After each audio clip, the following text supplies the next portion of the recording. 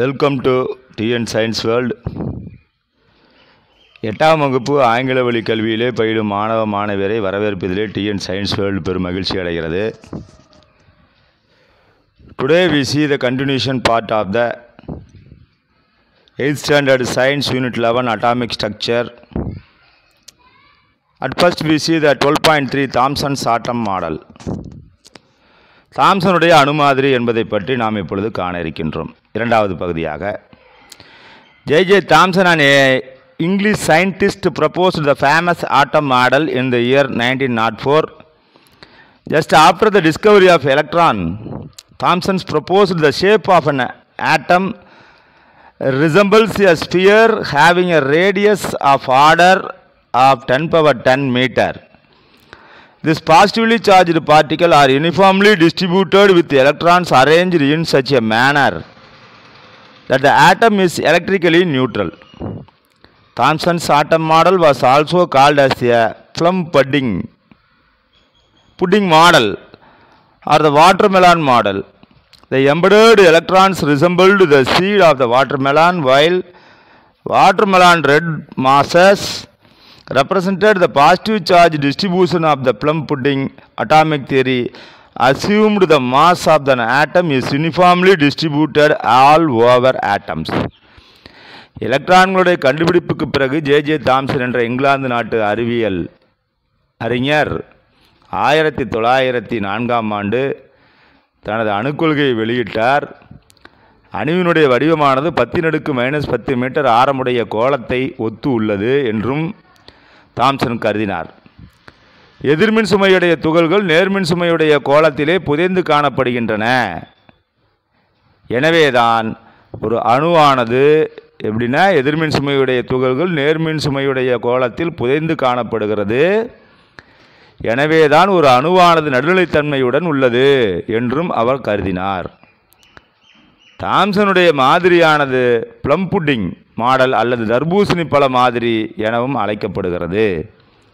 இது எவ்வாறு என்றால், தர்பூசணி பழத்தில் உள்ள விதைகள் எதிர்மின் சுமையுடைய எலக்ட்ரானாகவும் அதில் உள்ள சிவப்பு நிற சதைப்பகுதியானது நேர்மின் சுமையுடைய புரோட்டான்களாகவும் கருதப்படுகிறது. மேலும் அணுவினுடைய நிறையானது அணு முழுவதும் சமமாக பரவி காணப்படுகிறது என்பதையும் the mass of the atom is uniformly distributed all over the atom என்ற விஷயத்தையும் இவர் கூறினார்.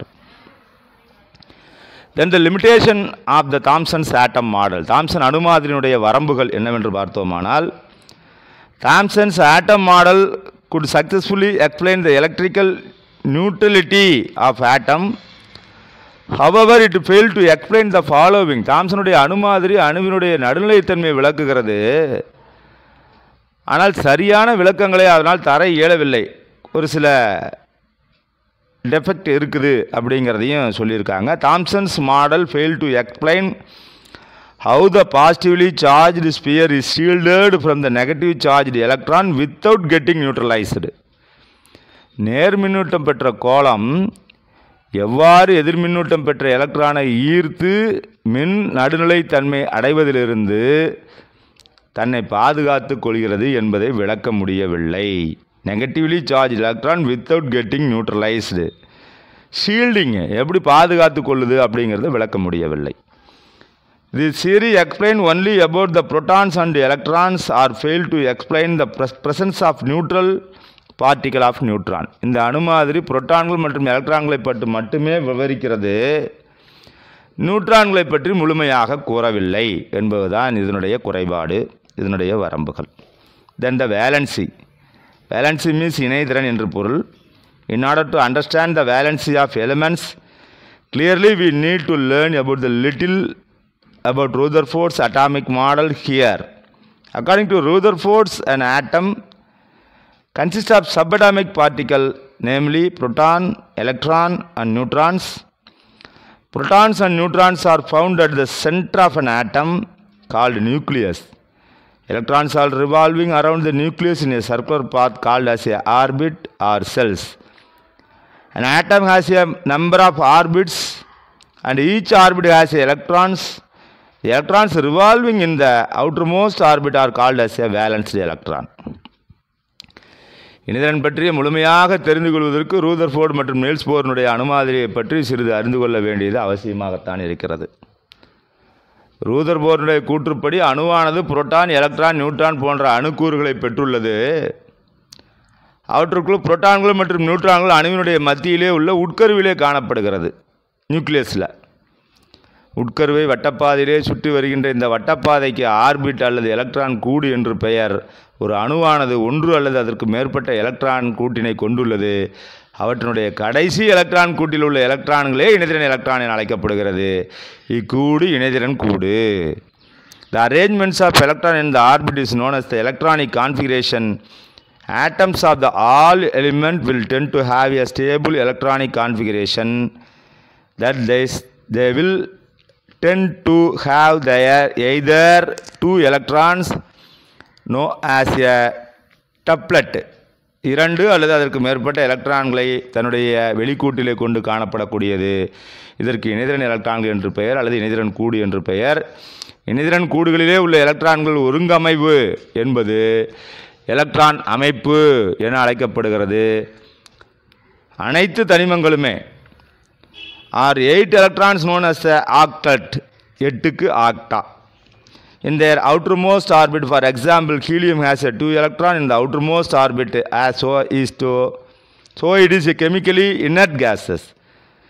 Similarly, neon is chemically inert because it has a 8 electron in the outermost orbit. 8 எலக்ட்ரான்களை தன்னுடைய கடைசி கூட்டிலே பெற்றிருந்தால் அவைகள் மந்தவாயுக்கள் என அழைக்கப்படுகிறது.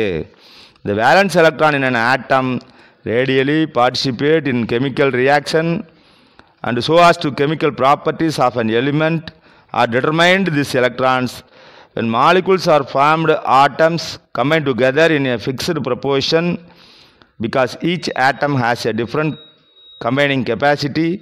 This combining capacity of an atom called valency.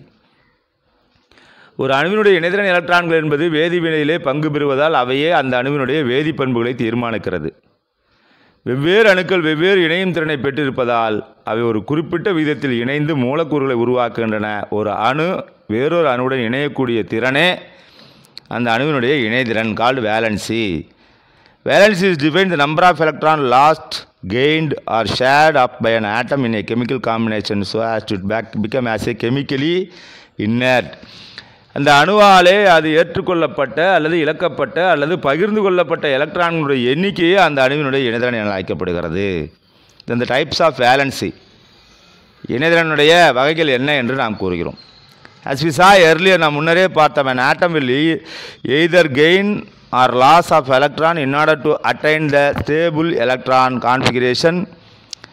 In order to understand valency in a better way, it can be explained in two ways depending on whether an atom gains or lost the electron. நாம் முன்னரே கூறியவாறு அணுக்கள் நிலைப்புத்தன்மையை பெறுவதற்காகவோ எலக்ட்ரான்களை இழக்கவோ அல்லது ஏற்கவோ செய்கின்றன.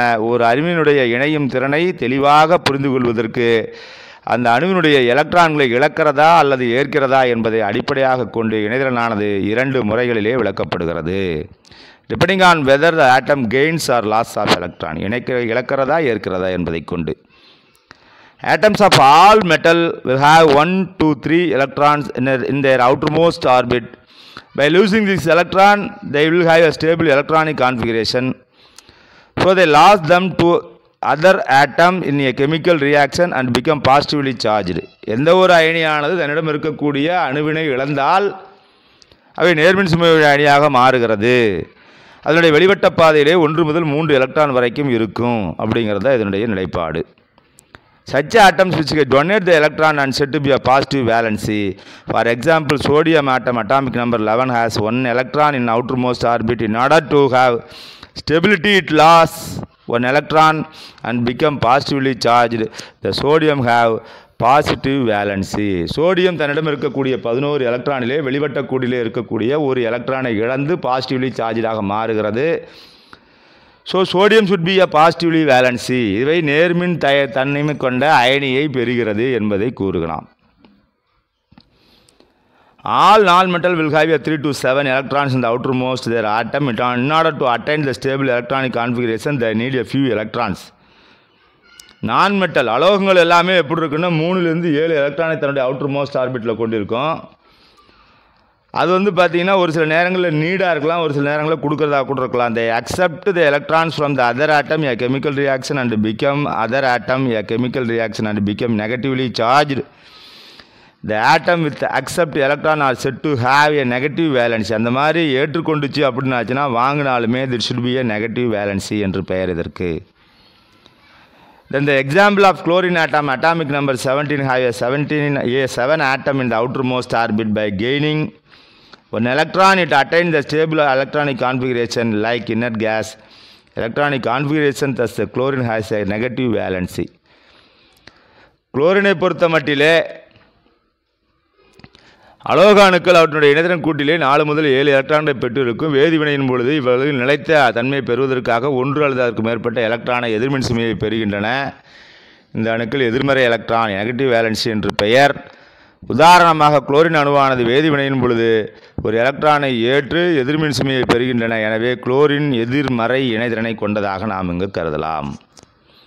Valence with respect to ஆட்டம், அணுக்களை பொறுத்து இணைதிறனை கணக்கிடுதல். Valence of an element is also determined with respect to other atom. Generally, valency of an atom is determined with respect to hydrogen, oxygen and chlorine. பொதுவாக அணுக்களுடைய இணைதிறனையானது ஹைட்ரஜன், ஆக்சிஜன் மற்றும் chlorine ஆகிய அணுக்களுடைய இணைதிறனை பொறுத்து கணக்கிடப்படுகிறது. முதலில் ஹைட்ரஜனை பொறுத்து valency with respect to hydrogen. Since hydrogen atom loses one electron in its outermost orbit, its valence is taken as 1 and it is selected by a standard. Valencies of their other elements are expressed in terms of hydrogen. Thus, valency of element can also be defined as the number of hydrogen atoms which combine with one atom of it. In hydrogen chlorine molecule, one hydrogen atom combined with one chlorine atom. Thus, the valency of chlorine is 1. Similarly, in water molecule, 2 hydrogen atom combined with one oxygen atom, so valency of oxygen is 2. Since some elements do not combine with hydrogen, the valency of the element is also defined in terms of the other element like chlorine or oxygen. This is because almost all elements combine with chlorine and oxygen. It will be tabulated valency of atom எவ்வாறு இருக்கிறது என்பது.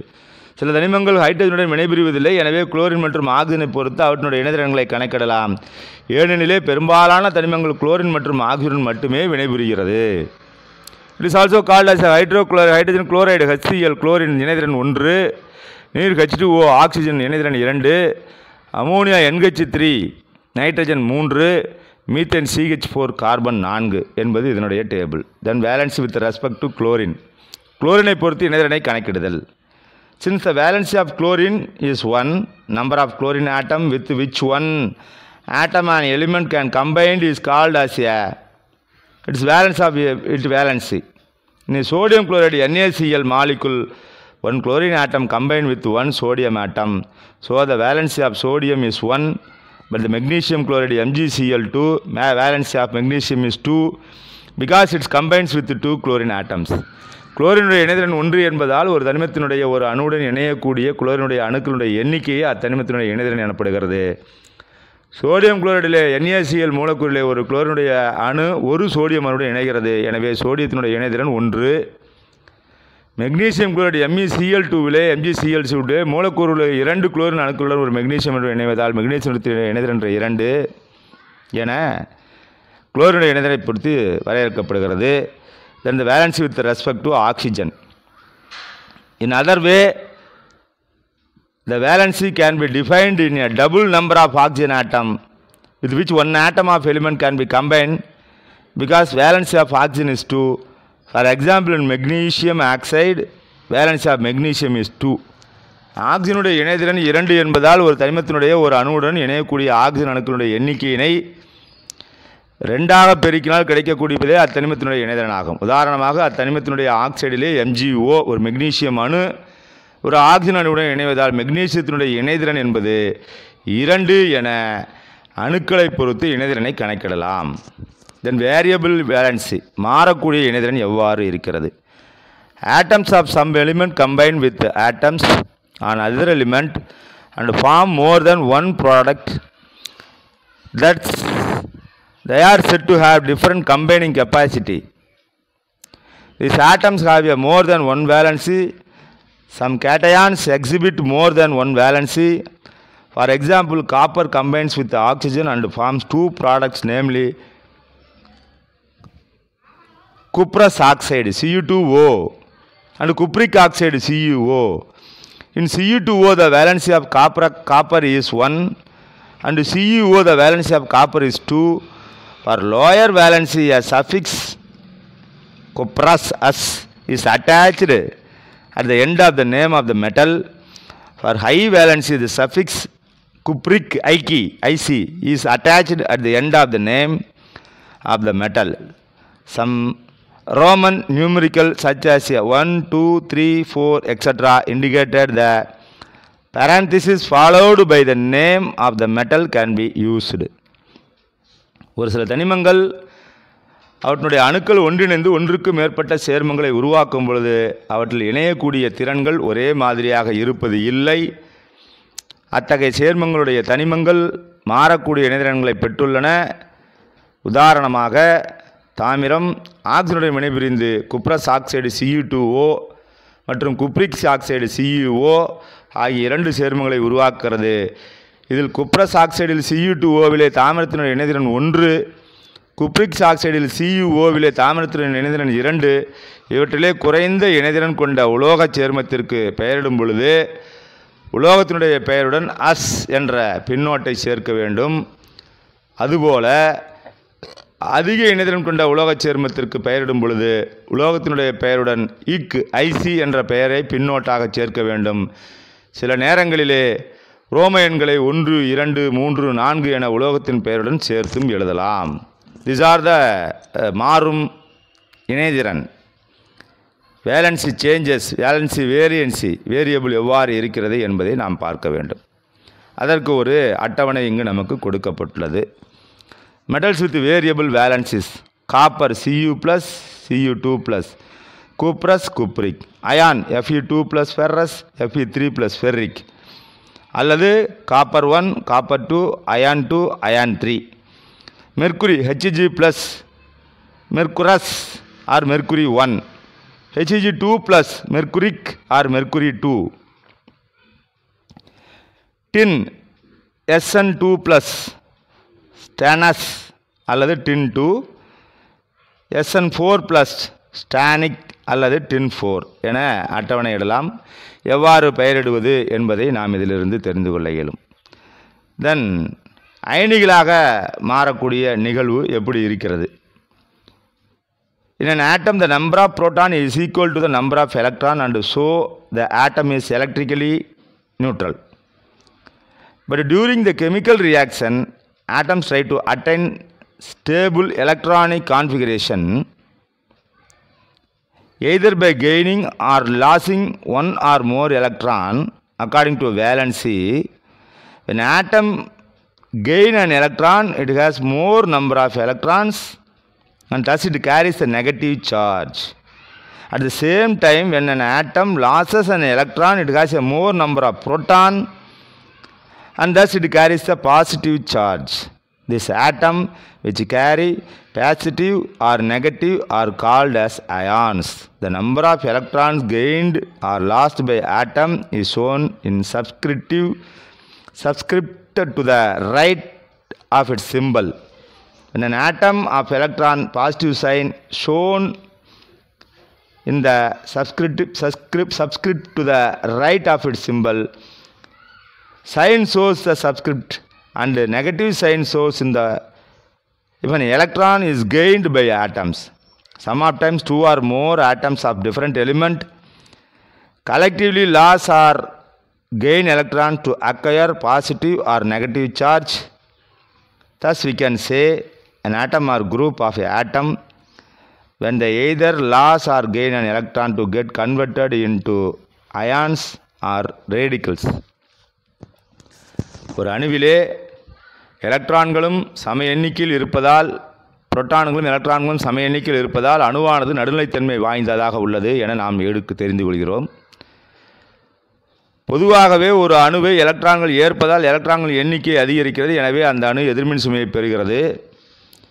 Proton எண்ணிக்கை அதிகரிக்கிறது, எனவே அவன் நேர்மின் சுமையை பெறுகிறது. இத்தகைய நேர்மின் சுமை அல்லது எதிர்மின் சுமை பெற்ற அணுக்களே அயனிகள் என அழைக்கப்படுகிறது. இவ்வாறு இழக்கப்பட்ட எலக்ட்ரானுடைய எண்ணிக்கை நேர்குறியுடன் சேர்த்து தனிமத்தினுடைய குறியீட்டினுடைய மேற்புறத்திலே குறிக்கப்படுகிறது. அதுபோலவே ஏற்கப்பட்ட எலக்ட்ரான் எண்ணிக்கையானது எதிர்குறியுடன் சேர்த்து நெகட்டிவ் சைனுடன் சேர்த்து அந்த தனிமத்தினுடைய குறியீட்டின் மேற்புறத்திலே குறிக்கப்படும். சில நேரங்களிலே ஒன்றுக்கு மேற்பட்ட தனிமங்கள் ஒன்றாக இணைந்து எலக்ட்ரான்களை இழந்தோ அல்லது ஏற்றோ முறையே நேர்மின் சுமையுடையதாகவோ அல்லது எதிர்மின் சுமையுடையதாகவோ அயனி தொகுப்புகளாகவோ உறுப்புகளாகவோ மாறுகிறது என விளக்கப்படுகிறது. Then the types of ions. Types of ions means ions are classified into two types. There are cations and anions. அயனிகள் இரு வகையாக பிரிக்கப்படுகின்றன. அவை நேர்மின் சுமையுடைய அயனி, எதிர்மின் சுமையுடைய அயனி என இரண்டு வகையாக பிரிக்கிறது.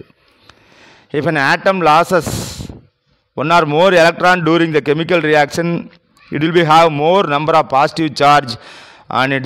These are called as a cation or positive radicals. Sodium ion loses one electron to attain the stability and it becomes cation. Sodium ion is represented as Na.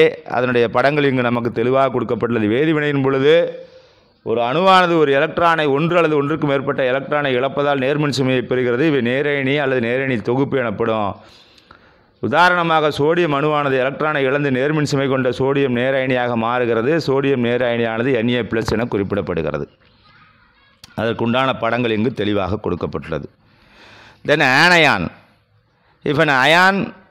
If an atom gains one or more electrons during the chemical reaction, it will have more number of negative charge on it. They are called as a anion.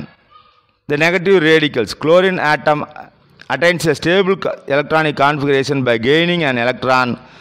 Thus it become anion. Chlorine ion represented as a Cl+. வேதிவினையின் பொழுது ஒரு அணுவானது ஒன்று அல்லது ஒன்றுக்கு மேற்பட்ட எலக்ட்ரானை ஏற்பதால் அவை எதிர்மின் சுமையடைய பெறுகிறது அல்லது எதிரணி தொகுப்பு என அழைக்கப்படுகிறது.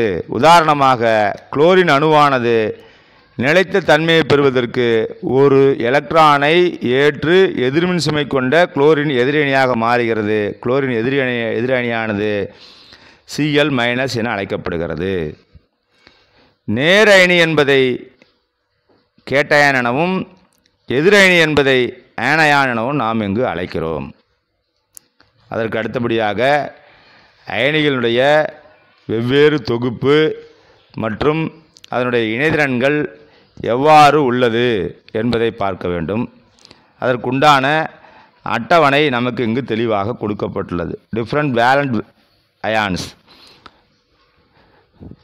During a chemical reaction, an atom may gain or lose more than one electron. An ion or radial is classified as monovalent, divalent, trivalent or tetravalent when the number of charges over it is 1, 2, 3, 4 respectively. Based on the charges carried by the ions, they will be have a different valencies.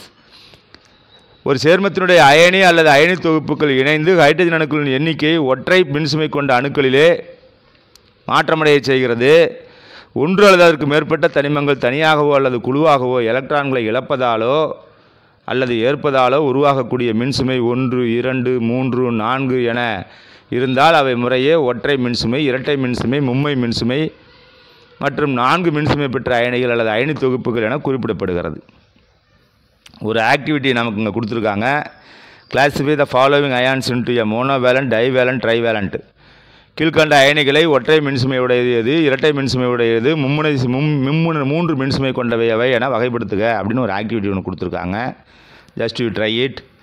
Then we see the one sulphate ions SO4 twice to the power of -2 to form the sulfuric acid H2SO4. So the valency of SO2 is 2 chlorine atom combines with one ammonia ion NH4 plus to form as NH4Cl plus. So the valency of NH4 plus is 1. The valency of some anion and cation and their corresponding compounds are given below. கொடுத்துருக்காங்க, நமக்கு ஒரு அட்டவணை கொடுத்துருக்குறாங்க. NH4 அயனி தொகுப்புடன் chlorine அணி இணைந்துள்ளதால் NH4 plus என இணைதிறன் 1 சில சேர்மங்களுடைய நேரணி மற்றும் எதிரணி அவற்றினுடைய இணைதிறன்கள் கீழே கொடுக்கப்பட்டுள்ளது. HCl chloride Cl-1, H2SO4 sulphide SO4 twice 2 minus இது வேலன்ஸ் அயனியான் 2. அடுத்து HNO3 nitrate NO3 -1, H2CO3 carbonate, H3PO4 phosphate, H2O oxide, H2S sulphide, NaOH hydroxide. அதனுடைய வேலன்ஸ் கொடுத்துருக்காங்க 1 2 1 2 2 3 2 2 1 என கொடுக்கப்பட்டுள்ளது. தென் வேதியியல் வாய்ப்பாடு அல்லது மூலக்கூறு வாய்ப்பாடு வேலன்சி சம் கேட்டயான்ஸு கொடுத்துருக்காங்க. இன்னொன்றுக்கு கேட்டயான்ஸ்க்கு ஒரு table. NaCl sodium Na+1, KCl potassium K+1, NH4Cl ammonium NH4+1, MgCl2 magnesium Mg2+2, CaCl2 calcium Ca2+2, AlCl3 aluminium Al3+3. Then we see the chemical formula or molecular formula, வேதியியல் வாய்ப்பாடு அல்லது மூலக்கூறு வாய்ப்பாடு. இது கட்டாயம் நீங்கள் தெரிந்திருக்க வேண்டிய ஒரு விஷயமும் கூட. ஏனெனில் பின்வரும் these are very useful to your higher classes. 9th 10th பொறுத்தளவில் இந்த கெமிக்கல் ஃபார்முலா என்பது கட்டாயம் தெரிஞ்சிருக்கணும். அது தெரிஞ்சிருந்தால் மட்டும்தான் வேதியியலை முழுமையாக படிக்க இயலும் என்பதை சொல்லிக்கொண்டு பாடம் 12 யூனிட் 12 அட்டாமிக் ஸ்ட்ரக்சர் என்கின்ற பாடத்தினுடைய 2வது பகுதி நிறைவு பெறுகிறது. இப்பாடத்தினுடைய மீதம் இருக்கக்கூடிய பகுதிகளை you will see the next video. Until then, thank you so much.